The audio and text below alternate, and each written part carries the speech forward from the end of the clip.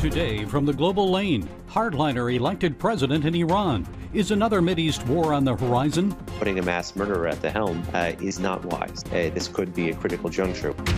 U.S. Supreme Court end run.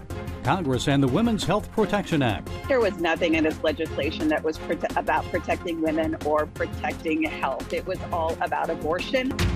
Discontentment in the retail industry. Americans are quitting their jobs in record numbers. And they're saying, you know what? I'm going to take this summer off. When you all get your act together, I'll come back to work. Grassroots rising against leftist wokeism and critical race theory in the USA. And it's all right here on the global lane.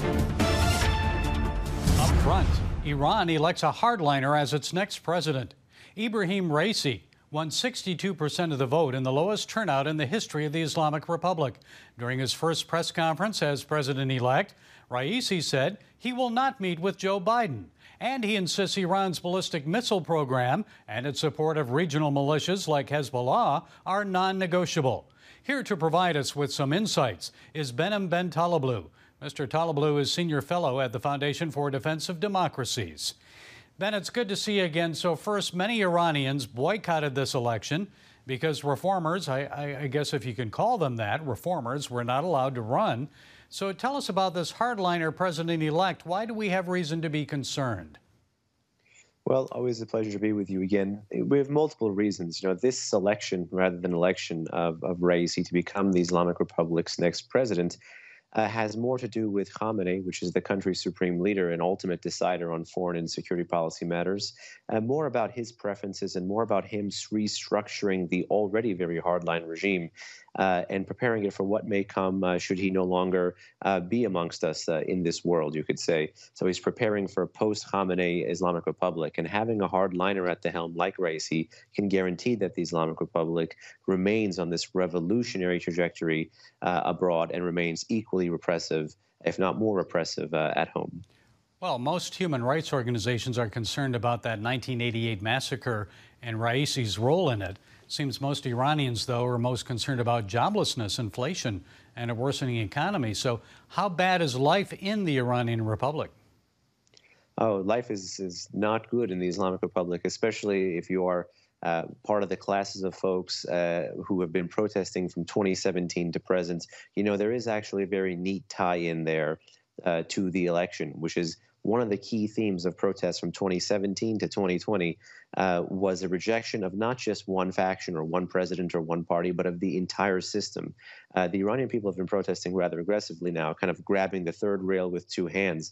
And the one slogan they chanted is, reformists, principalists, the jig is up.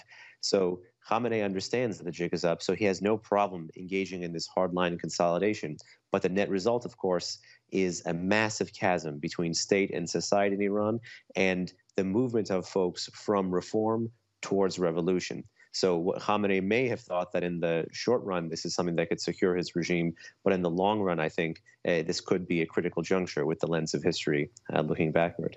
And Raisi has pledged to stamp out corruption and improve the economy, but that seems like an almost impossible task, doesn't it, when Iran and he himself are still under harsh U.S. sanctions? Your thoughts? Also, the fact that Raisi himself was the head of a multi-billion-dollar conglomerate that basically functioned as an off-the-record slush fund for the country's supreme leader. Many of these folks get into office in Iran, like former President Mahmoud Ahmadinejad, a somewhat populist platform, but in reality are involved in some of the greatest corruption schemes, embezzlement schemes in that country's modern history. So the Islamic Republic, in this sense, cannot reform itself. I think its banking sector, its financial sector, its energy sector is dominated by the worst of the worst, and that's the Islamic Revolutionary Guard Corps influence, as well as the pervasive influence of its veterans in the economy and national politics. So these are more platitudes by Raisi, but ultimately this man is an agent of stasis, and that stasis is corruption. And renegotiation of the landmark 2015 nuclear deal, the Joint Comprehensive Plan of Action, continues in Vienna. Those involved in those talks with Iran, China, Russia, France, Germany, and Britain say they're nearing a deal. So Iran is now at 60%, the 60% level of uranium enrichment, and it won't be long before they have enough for a nuclear bomb. So how likely is it that this agreement will prevent that from happening, Ben? Well, if the Biden administration, along with the international partners that you mentioned here, actually spends all this time resurrecting this fatally flawed and fast expiring nuclear-only deal, then there is no guarantee at all, because this deal never really prevented Iran from getting a nuclear weapon anyway. It simply was a timeout for some of Iran's most sensitive nuclear programs. And of course, now knowing what we know with the Israeli Atomic Archive, it didn't even pause the entire Iranian program, because there is more undeclared sites, more undeclared facilities, more undeclared material than was previously known in 2015 or 2016. So there is very little strategic utility, in my view, in spending all this time, all this capital, resurrecting a deal that is so fatally flawed. And you can see the proof in the pudding. It's not just me telling you. The hard right flank in Iran that Raisi is from, many of them actually covet this deal now. Raisi is talking about, at least during the presidential debates, he talked about being a better enforcer of the JCPOA. And his first press conference after getting elected, or after getting selected, I should say, was about not extending it, not making it longer and stronger and broader like the Biden team wants. So in many ways, spending all this time, energy, and capital, particularly while the Iranian people are suffering, and particularly when the regime feels so comfortable putting a mass murderer at the helm, is not wise. So full steam ahead towards nuclear development. What might this new hardline president then, and a potential renegotiated nuclear deal with Iran, mean for Israel and the United States? Well, when it comes to the foreign and security policy, it's really more a question of volume. It's not like he's going to be able to change the trajectory overnight, nor does he even intend to, but he can make a bad situation even worse. The Iranian supreme leader gives guidelines, goalposts, policy end states, directions, and red lines, but really there is a certain measure of latitude afforded to each president. So you could probably expect to see a lot of the same regional escalation and a lot of the same regional worries that the U.S. force posture is going to have in places like Iraq, in places like the Persian Gulf, that the Israelis are going to have to continue to deal with this situation where the Iranians are trying to amass more and more militias and men on Israel's borders, north and south, of course, and arming them, training them, equipping them. So the situation, even from the non-nuclear perspective, is not good in the short term. And even more cyber warfare here. I understand that Iran says the United States acted to shut down some of their news sites. Well, this may be some good news in the world of deplatforming for those of us who are watching the more digital space. There are entities, as you know, that take advantage of the fact that they have a .com domain. The U.S. government has broad authority, of course, to rid some of these entities that may be pressing for incitement or supporting terror or be connected to state sponsors of terrorism. Press TV is one good example of a website that was recently removed from the .com, according to the recent press release from the USG.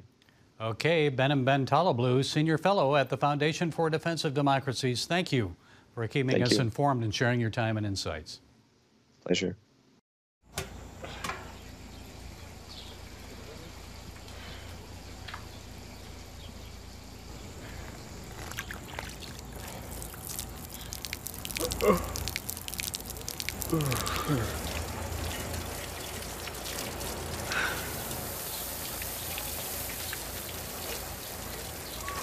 Life is better with a good night's sleep. Get your free DVD or booklet of Protect Your Sleep as the world watches from the outside. It's a big diplomatic tug of war here in the Middle East. Go inside the story with Jerusalem Dateline. Israeli archaeologists are talking about a discovery that could change the thinking about the Temple Mount. Join CBN Jerusalem Bureau Chief Chris Mitchell and get the biblical perspective on the events shaping the world. What starts in Israel then ends up going to other places. Watch Jerusalem Dateline Friday night at 8:30 on the CBN News Channel. Life.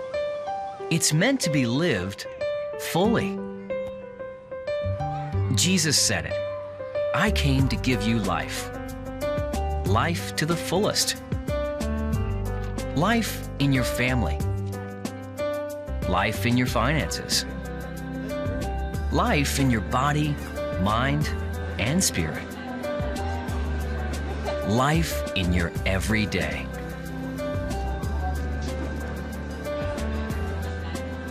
At CBN.com, we're taking what Jesus said seriously. We're here to help you discover life. Life. Live it fully. cbn.com.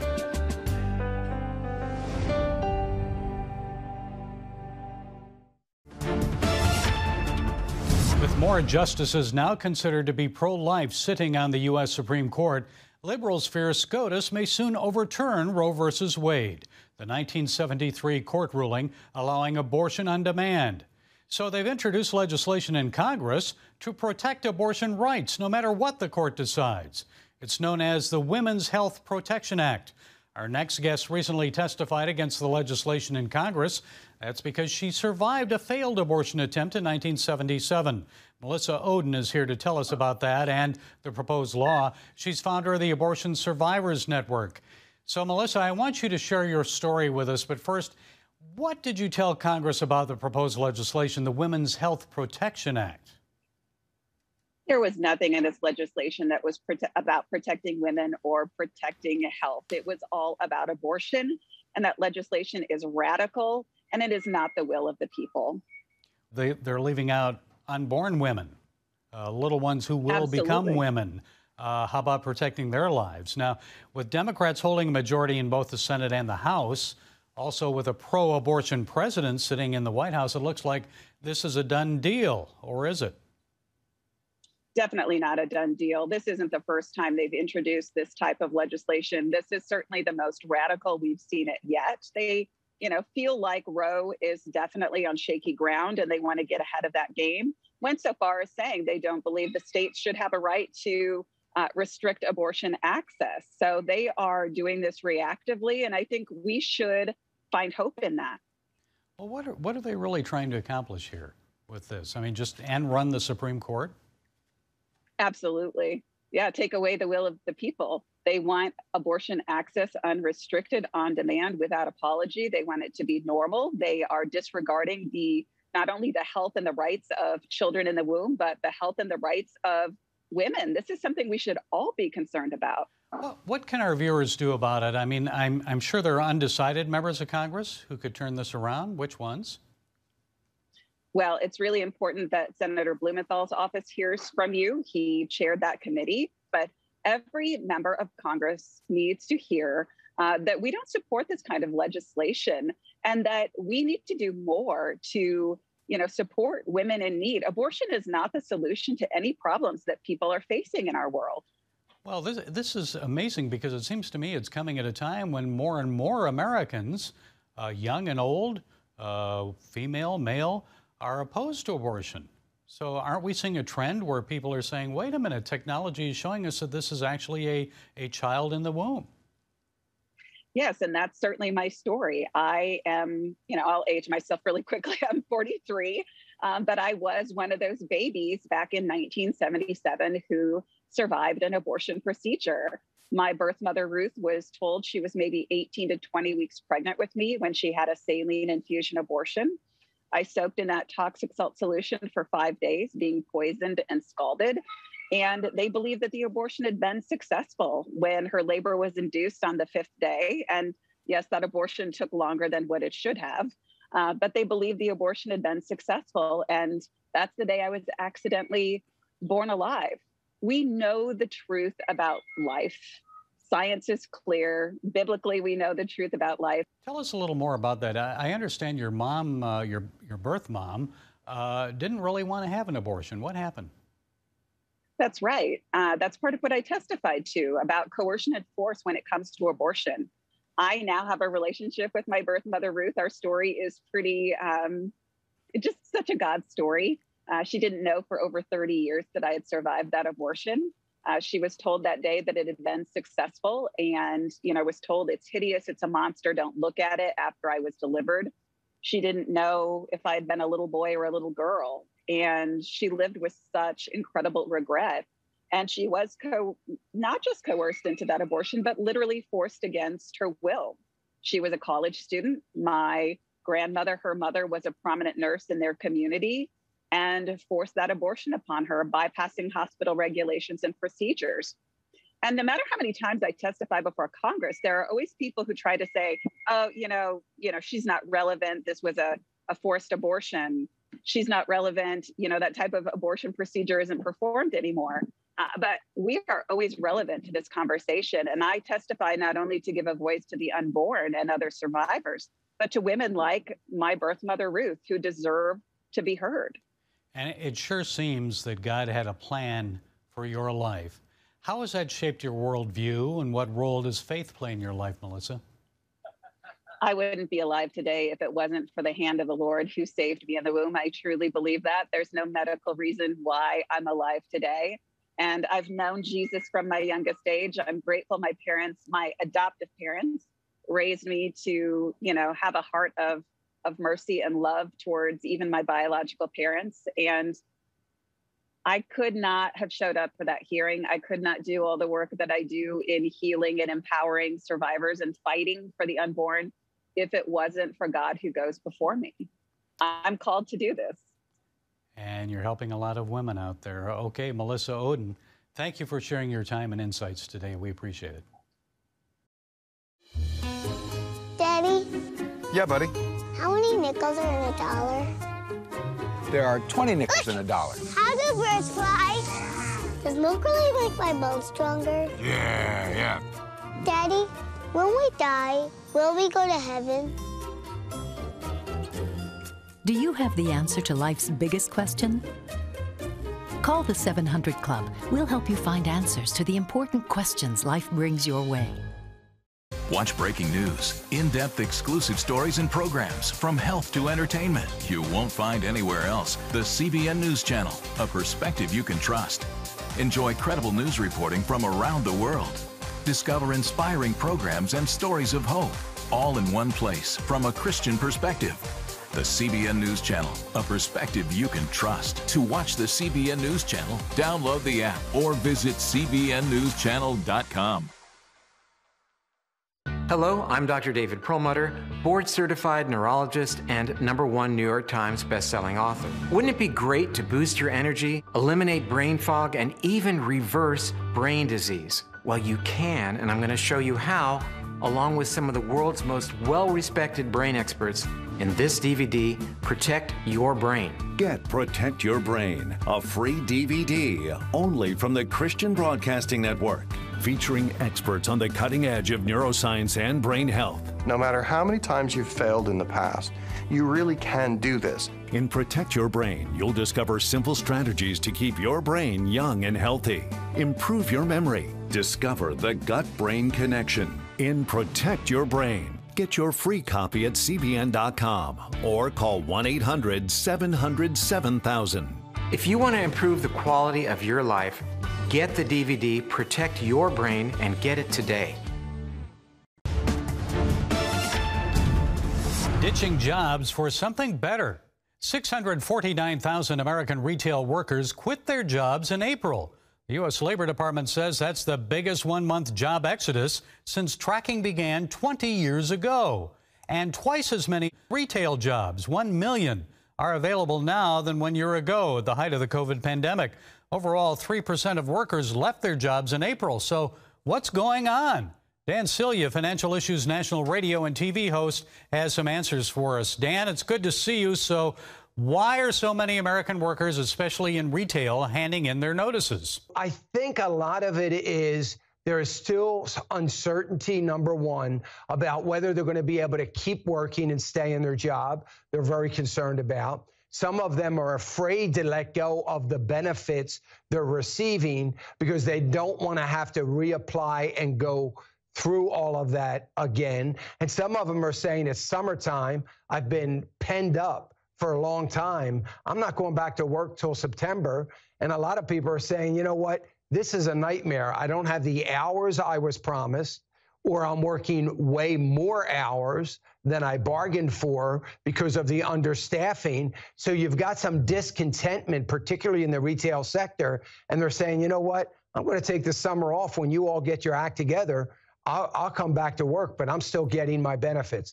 So it's a huge, huge problem for the economy. And I'm more concerned, Gary, for the smaller retailers and the restaurants. I mean, these guys are hanging on by the skin of their teeth now.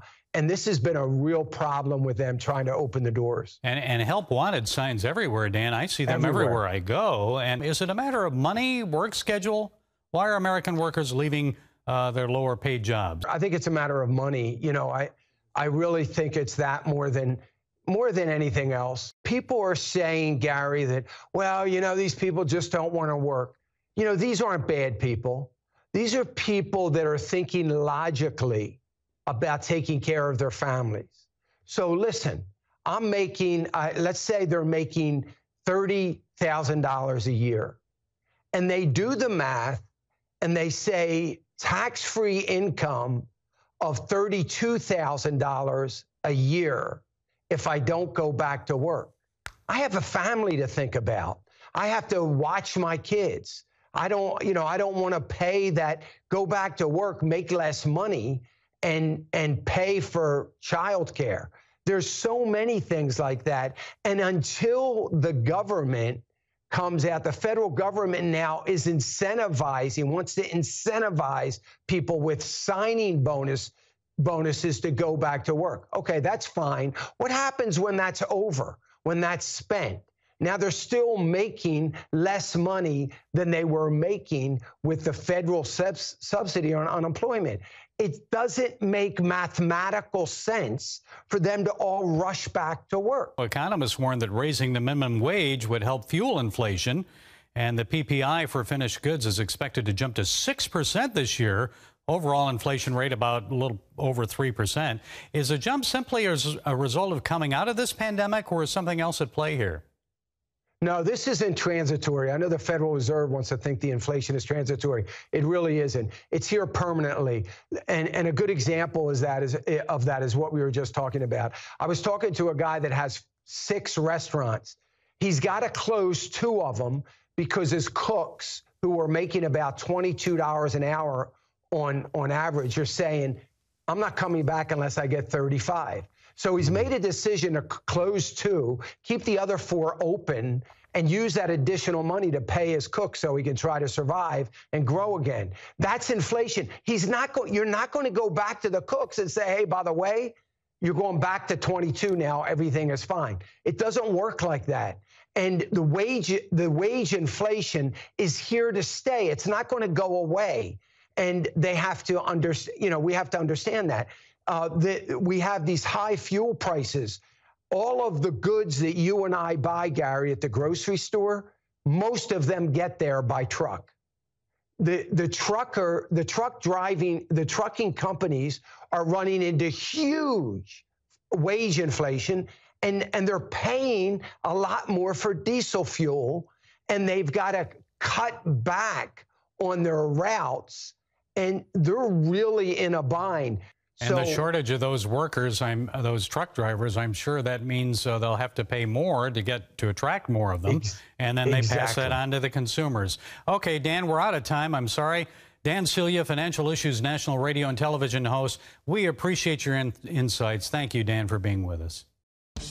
Introducing the CBN Bible from CBN.com. Now, an easier way to study the Bible and grow in your faith. Highlight your favorite verse. Read separate versions at a glance. Click and read a commentary. Or cross-reference your favorite verse using the Strong's Concordance. All the right tools to study the Bible, all in one place. The CBN Bible, available at cbn.com/Bible or the iTunes App Store. This is CBN Newswatch. Thanks for joining us. Watch breaking news, exclusive stories and programs, credible news reporting. We show you what's happening in the world and how you can pray about it. This is CBN Newswatch, because truth matters. Weekdays at 5 on the CBN News Channel. Woohoo! Hi, Superbook fans. Here's something else you'll love. It's the new Superbook Bible app. It's packed with games, activities, and Superbook episodes that you can watch for free. Oh, no! There's trivia, a fun daily devotional, and answers to your Bible questions. Plus, an easy-to-understand Bible the whole family will enjoy. You can even create your own Superbook character. Ta-da! Whoa! Millsburg Falls, man. Come. Sorry, pardon me. Sorry, excuse me. Ouch! Are you getting this? Earn super points to win daily prizes, too. And so much more! Time to get back to my adventures. See you soon! It's the new Superbook Bible app. Free downloads on iTunes, Google Play, and Amazon. The Great American Pushback is underway.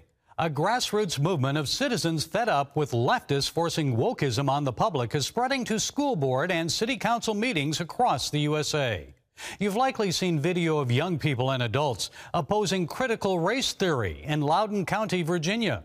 Recently in Colorado, citizens defiantly stood up and recited the U.S. Pledge of Allegiance after the mayor of Silverton unilaterally banned it at a town trustee meeting.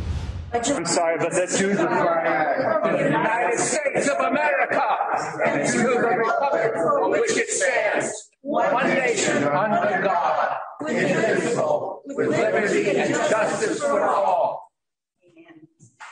I'd note that that's out of order.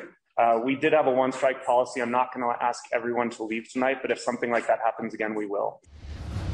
And in Bucks County, Pennsylvania, resident Simon Campbell called out the Pennsbury School Board for censoring comments of citizens opposing the teaching of critical race theory in public schools. I've got news for you, School Board President Benito Mussolini. Your power does not supersede that of the U.S. Constitution and the First Amendment rights of the citizens of this great nation. Let's be very, very clear who has the power. Mr. It is Campbell, not government policy.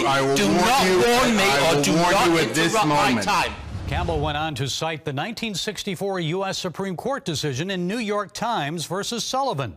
It states that, quote, this nation is founded on the profound national commitment to the principle that debate on public issues should be uninhibited, robust, and wide open, and that it may well include vehement, caustic, and sometimes unpleasantly sharp attacks on government and public officials. Then Campbell said this. That's constitutional case law in this nation. I don't have to be nice to you. Nobody behind me has to be nice to you. If you don't like living in the United States of America, then you can all move to Russia, Cuba, or China. This is the First Amendment. Yes, folks, it is the First Amendment. You might not like what people say, especially those voicing opposing views, but America is a great nation because we believe in the people's power over our leaders and the right of all citizens to speak openly and freely, no matter how offensive their speech may be. So more Americans are now coming forward at the grassroots, demanding their constitutional God-given rights. They're opposing this leftist wokeism. They know if speech censorship goes unchallenged, then eventually the Constitution collapses under the weight of a crumbling First Amendment, and our free society will no longer be free. Well, that's it today from the Global Lane. Be sure to follow us on the CBN News and NRB channels, social media, and our local broadcast affiliates. And until next time, be blessed.